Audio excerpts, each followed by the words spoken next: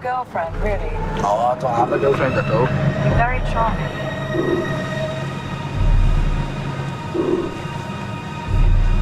It's better. Yeah, sorted. You have a handsome face. Aye. Yeah. Thanks a lot, cheers. You think I'm pretty? Aye, you're gorgeous. Do you? Aye, definitely. Good.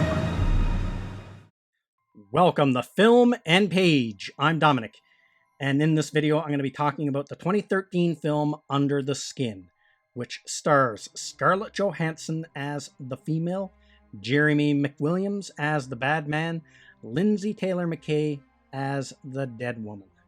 It's directed by Jonathan Glazer and was produced by Film 4 and the British Film Institute.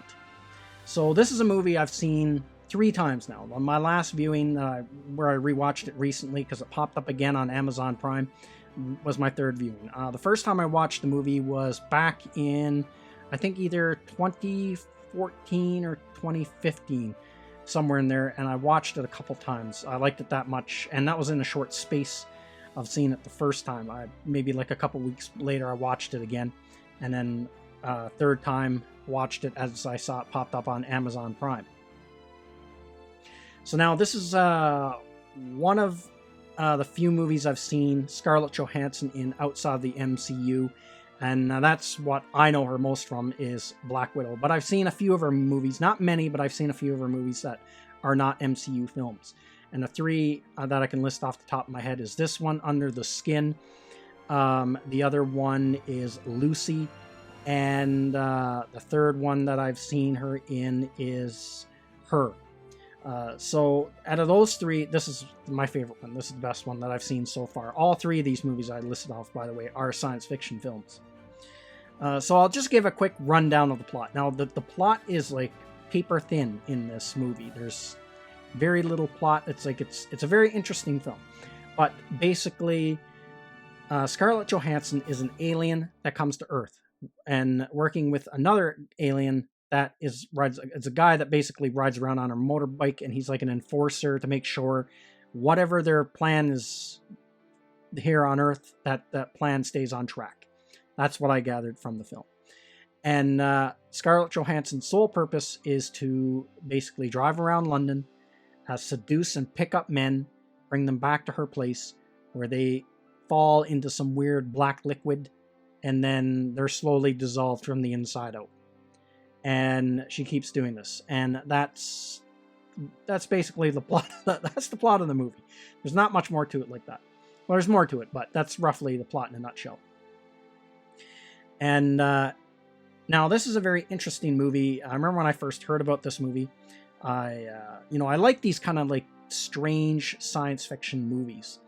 You really don't get them a lot, but when I do come across them, and you don't get them a lot anymore, really. But whenever I do come across one, some of them are a hit and some of them are a miss. Some of them are almost like too bizarre, but this one was a hit for me. I really enjoyed this movie. Another one that comes to mind is I really enjoyed, and I should do a video on it someday, is The Fountain with Hugh Jackman. Was another really good movie. But this was one that I really liked and really stood out. That science fiction movie that was like low budget and, wasn't a big, huge deal made of it. And so I'll talk a little bit more and to go more detail about the film. So spoiler warning. So this movie is one of those films that you really can't take it too literally or try to think about the actual logic in the film, because it's a film that's meant to be taken more symbolic, and the thing about it, the most important thing about it is the theme of the film, and not so much everything else. Because if you think about it, like there's aliens that come to Earth and they set up this elaborate trap and have Scarlett Johansson go out and seduce men, bring them back where they fall into this black liquid, and then they dissolve from the inside out for whatever purpose, and you don't know why. And that is not explained in the movie. You don't know why the aliens are here, you don't know who the aliens are, where they come from, and why they're doing this. You have no reason. It's just, are these men a food source? You don't know, or are they, why they're doing it. And if that is the case, this seems like a really impractical way to do it for an alien race that's advanced enough to fly into Earth atmosphere undetected, set up this base, and all this when they could probably just fly, swoop down, and just beam up people and dissolve them that way. So when you think about it on that level, it doesn't make sense. But this is one of those movies where the themes, I think, are more important than the actual mechanics or logic of the plot, I guess. Now, this movie, it's one of those movies, it's kind of like a puzzle. Like, like things are not just spoon-fed to you of what they mean, so it's probably going to mean different things for different people, and it might mean something different personally for you or than what the filmmaker even intended. But I remember when I first saw this film, I wanted to know more about it, and it's one of those films where you're going to go on YouTube and start looking up videos like this movie is explained or whatever. And the one YouTuber that did a pretty good job, I think, is Chris Stuckman. He did a video on this kind of explaining the movie, and I thought he did a fairly good job. Now, for me, what the movie is about, in my opinion, or what I took away from it, is Scarlett Johansson is this completely alien creature that has zero conscience. Like, there is zero empathy. She has none. And same thing with the bad man on the bike. And it doesn't seem like these aliens have even sympathy for each other in a way. Because the way Scarlett Johansson treats her predecessor in the beginning of the movie, like this woman is, or this other alien, fellow alien, or whatever they are, is basically dead or dying. And she's just callously stripping her clothes off, and so she can put them on and just take her place in a very mechanical fashion. And then the bad man on the bike, he acts the same way towards that woman and Scarlett Johansson and things like that. But as the movie goes on, Scarlett Johansson starts to develop, as she interacts with more and more humans, starts to develop a conscience. So whatever their purpose is on Earth, or whatever this creature that Scarlett Johansson is portraying, this seems to be a flaw in their programming, if they're a robot or android, or if that's just like some kind of a flaw in their alien race, or whatever it's supposed to be. So that's what happens slowly but surely throughout the film. And there's a lot of use of eyes in this movie, so there's a lot of close-up of Scarlett Johansson's eye. At the beginning of the movie, when she's stripping off the clothes from her predecessor, they zoom in close to the eyes of her, and there's a tear running down to show that now she developed a conscience over time from being on Earth and interacting with humans. So I think that's like one of the main things. And there's some like disturbing scenes. So spoiler warning, I'm going to talk about more of the film in more detail now. But there's some disturbing scenes that really show how absolutely conscienceless, or how am I going to say that? How that didn't come out right. How much of like zero conscience this character has in the movie. And one scene that really exemplifies that is she goes to a beach to sees this guy who's out surfing to seduce him to bring her back to her lair. And anyway, while she's talking to him, there's a couple who are in trouble in the water. The woman swam out to try to save her dog. She's starting to drown, and the husband panics and swims out after her, try to save the dog, and that her and the dog get swept away. But on the beach is their young child, who's a toddler, sitting on the beach crying. So the man in the wetsuit immediately runs away from Scarlett Johansson. He notices this, runs away. Scarlett Johansson's character noticed it as well, but doesn't react to it at all. Sees the people out there in the water. They're obviously drowning and dying. Has zero reaction. She's only focused on, okay, I got to pick up this guy and bring him back to the lair so I can dissolve him in the black goo. And but this other guy, he sees it and he immediately runs off, tries to save the husband, pulls him back into the water, but Buddy just freaks and runs back in. So then he's all exhausted from swimming. Scarlett Johansson then whacks him over the head with a rock and takes him away. And so later on that night, you see, obviously, parents drowned, the dog drowned, and then the alien, and then Scarlett Johansson just drags Buddy away, and you see the kid there, the toddler, screeching and crying and all that kind of thing, and she has like zero reaction to it, none, like the kid's not even there. And then later when the motorcycle guy or the bad man shows up to get rid of all the evidence of the surfer dude that was there, take down his tent and all this kind of thing, he also passes the child, and it's like getting late. The kid's still stuck there on the beach crying because its parents, no one knows the child is there, and his parents have just drowned. So that scene really encapsulates like how cold these creatures are. They lack like zero empathy. And then same thing towards their victims, how she lures them in. What's interesting, I found in the movie, and it's like one of those movies you're not supposed to take it literal, but how she disposes of the victims is kind of an interesting process.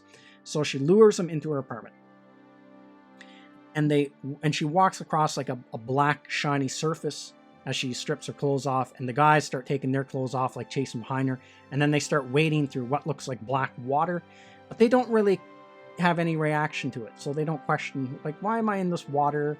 Or it's almost like they're in a trance. They just want to get to her, and that's it. And then they just go up, and then they sink in. They're stuck in there.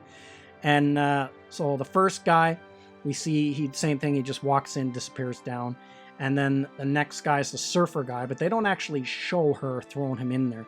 But then she picks up a third victim in a nightclub, and there, same thing. He walks in, he sinks down. Then when he sinks down, we actually get to see what it looks like underneath this black clear floor, because he sinks down, but it's like a water, but it kind of looks like water, but you kind of get the impression he can breathe, like he's in air. So it's almost like this weird liquid that you can breathe in, more almost like a suspensor field, and there's these weird sound effects. You can hear it already starting to dissolve his body, but he doesn't really react to that. So maybe kind of get the impression that when these guys die, it's actually painless. They just painlessly dissolve from the inside out. And then he looks up and you just see Scarlett Johansson walk over his head over this black liquid. And so it's a very freaky scene. It's actually pretty well done, and it's simple but effective. Now, the one thing all the victims have in common, except for a few in this movie, is they're all kind of like horn dogs. They pick up she picks up either on the street or in the bar. And so their primary weakness is they're out to get tail, and that's their undoing, their doom. And so one thing about this movie, this whole idea of Scarlett Johansson, this very attractive character that on the surface is extremely physically attractive and can use all those skill sets to lure these men into their doom. This is an old archetype in literature. And I was trying to think of what the name was, and it took me a while to figure it out, and I looked it up on and Googled it. And the archetype is the Femme Fatale, and it goes back a long ways. So this is actually the Wikipedia definition of it. And I looked up a few different definitions on other websites, but they're all pretty much the same. So a Femme Fatale, sometimes called a man-eater or vamp, is a stock character of a mysterious, beautiful, and seductive woman whose charms ensnare her lovers, often leading them into compromising, deadly traps. She is an archetype of literature and art. Her ability to enchant, entice, and hypnotize her victim with a spell was in the earliest stories seen as being literally supernatural. Hence, the Femme Fatale today is still often described as having a power akin to an enchantress, seductress, witch, having power over men, and this completely fits the character that Scarlett Johansson plays in this movie, because the men are almost like in a trance when she brings them into her lair and they sink down in whatever that liquid is. So it's kind of like an old idea, but done with a interesting twist, because in a lot of these stories, the Femme Fatale doesn't develop a conscience, but in this movie, she does over time.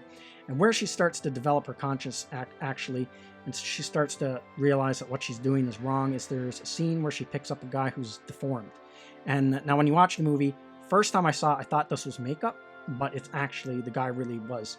It had this birth defect. And so anyway, she picks him up, and then she does the same thing, lures him in. He falls down into the liquid. Then she goes back and saves him and lets him go. And then she goes on the run. And this is where the motorcycle man intervenes to make sure things go on track. So he actually captures the guy again that she saved and brings him back. So, you know, he's done for. And then he's on the run after Scarlett Johansson. And then she ends up getting help by a guy who lives in like a small town, and she stays with him for a bit. And then they end up having sex, or they try to have sex, but she's so alien she doesn't really get it, and then kind of freaks out from the experience and then runs away. So there's this kind of like this theme of all these men that I guess, are helping her because she looks really hot, maybe. That's a theme in the movie where maybe otherwise, if she didn't look this way, if she was like really unattractive or repugnant, a lot of them would have just turned their heads. So there's kind of like that. There's like this theme of how we treat people, I guess, who are really attractive differently from people who are not, and things like that. So that's, I would think, probably another theme in the movie as well. And so by the end of the movie, she does develop a conscience, but I'm not going to talk about the ending, but she does, but it kind of has, it doesn't have a happy ending, the film. I'll put it that way. But now, while I was doing some research about this movie, there was something, I was reading a few articles from the director, and there was something I actually thought was quite comical. And it seems like the more I read about filmmakers and people who work in Hollywood, I don't know, some of the stuff that pops out of their mouth, I can't help but think that they're really full of shit. And this is one thing the director said about this film. The question was this movie about Scarlett Johansson reclaiming her sexuality?